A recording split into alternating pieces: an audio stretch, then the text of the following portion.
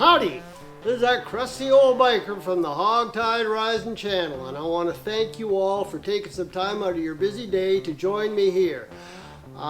If you're a subscriber, thank you very much. And if you're not, but you like what you see and you like what you hear, please hit the like and share buttons below. And if you want to see more biker-oriented content on this channel, well, please hit the subscribe button below.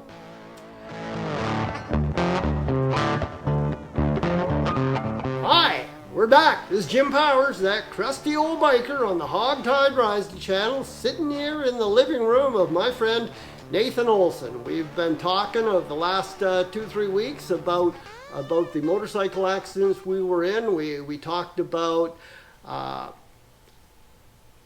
what sort of brought us together, our connection to One Broken Biker here, the One Broken Biker, and an absolutely incredible organization. We talked about the things that we have had to do in order to condition ourselves so that we can learn to walk again and so we can reintegrate ourselves into our lifestyle. And we talked about our common passion, our passion for motorcycling and for being in the wind, and why it's so important for us to recover from our traumatic loss as quickly as we can so that we can get back on motorcycles and get back in the wind doing what we love. What we're going to talk about today is what we encounter always with the people that we know, with our friends and with our loved ones and just with acquaintances. You see, most people don't know anybody that's missing a leg, and because they don't know it, they have a hard time putting their head around it. Now, for example, I was out walking around. It's kind of funny, a guy without, but I was out for a walk, and I came to a busy intersection. I was in Calgary, and there was this fellow there, and I didn't know him, and he looked over at me and he said, "I've never seen one of those before." I said, "What, you mean an artificial leg?" And he said, "Yeah, I've never seen one." And I said, "Oh, well," I said, "this is the Autobach 3R80, and yeah, this is what I got." And he said, "Wow." He says, "So how would you rate it compared to your original leg?" So I looked at him and I said, "Well, on comparing the usefulness of it and the ease of use, compared to my original leg, on a scale of 1 to 10, it gets like a -10. But," I said, "compared to the idea of never ever being able to walk again, it gets a +10. So it's all relative. Having a prosthetic isn't the easiest thing to do, but it's a hell of a lot better than the alternative." So, Nathan, have you encountered any people that are in your life that are just having a hard time understanding why you would want to get back to a motorcycle, for example? Well, yeah, I could definitely see that part of it. I mean, they look at you on a motorcycle on the road as being like a potential victim, right? I always, sometimes, I know I've never said this to anybody, but I always have this feeling when I'm riding my motorcycle down the highway that every time I pass an ambulance, that the ambulance drivers are looking at me going, "There's a potential customer." Like, kind of always had that thought, right? Oh, that's dark. It's kind of dark, but like I do realize that there is a lot more. You're a lot more vulnerable on a bike, right? And when you take that decision to buy a motorcycle, that you have to be that much more responsible. It makes me a better car driver because I see things I didn't really see before when I drove car. But once I started riding a motorcycle, my goodness, it was like, I started looking way down the road. I'm looking on both sides. I'm looking who's coming, what's going, even looking at birds. Is this bird kind of coming to my path? Like, everything became a lot more alert. But after the accident, now it's kind of like it's just no passion change. I definitely want to ride again, and I mean, my alertness didn't stop me from having an accident. I don't remember anything of it, but just one of those things that just happened. But at the end of the day, it's not going to change my desire to ride.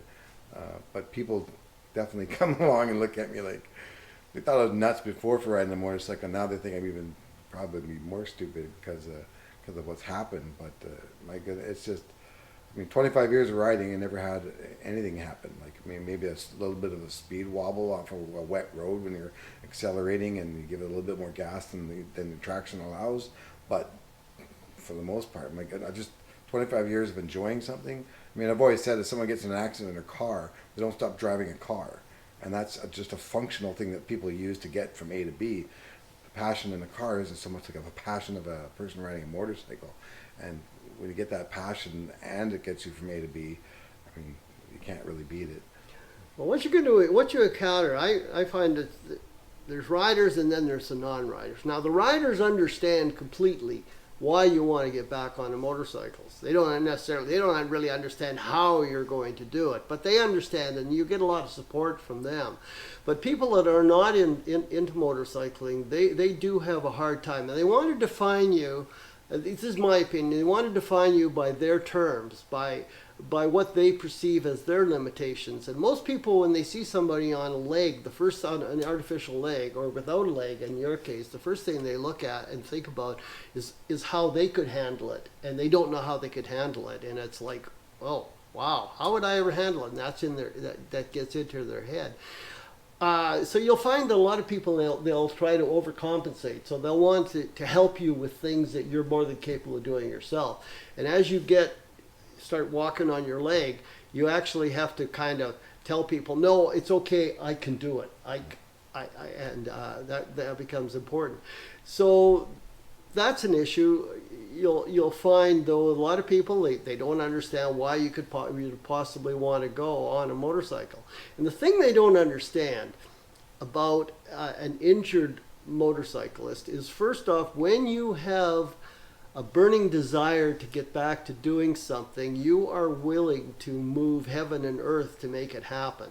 So we, with an amputation, suffering a traumatic loss, we can move along a lot faster in our rehabilitation because we have a goal.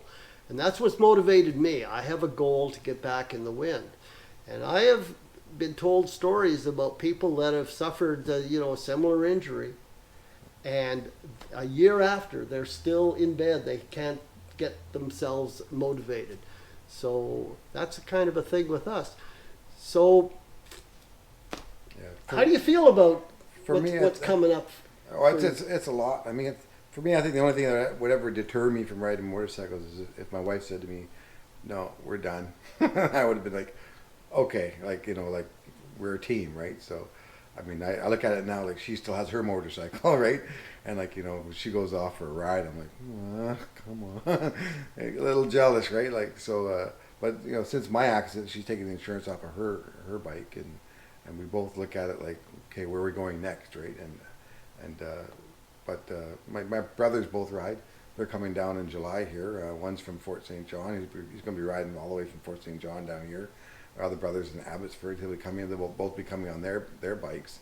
I think one's a Yamaha 1100 and one's a Vulcan 1700, full decked out. So and then when they get here, my brother's like, "Do you want to ride on the back of the bike?" I'm like, "Probably." Probably will.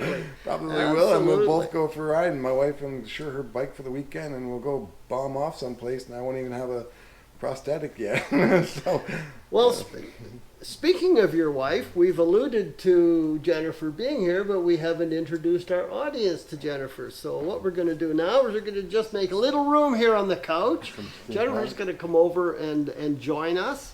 And we'll sign off on this little series of Survivors in Conversation, because in a situation like Nathan and Jennifer are in, Nathan is not the only survivor in this family.